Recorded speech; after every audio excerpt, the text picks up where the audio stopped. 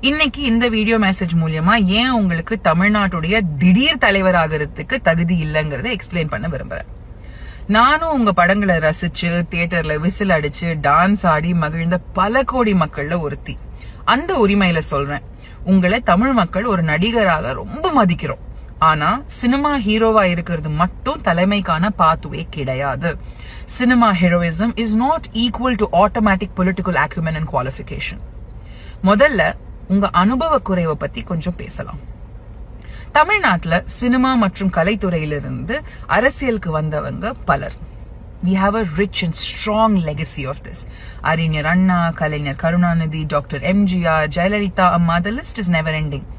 ஆனா அவங்க எல்லாருமே போராட்டங்கள்ல ஈடுபட்டு தெளிவான சிந்தனையை உருவாக்கி தொண்டர்களையும் இயக்கங்களையும் கட்டமைத்து பல ஆண்டுகள் களப்பணியில இருந்ததுக்கு அப்புறம் தான் power became accessible to them.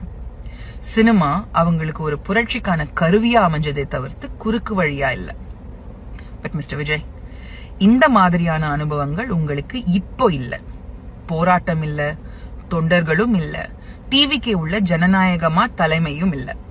இப்போ நீங்க செய்யறது அரசியல் கொஞ்சம், உரிமை கொண்டாட்டம் மேக்ஸ்.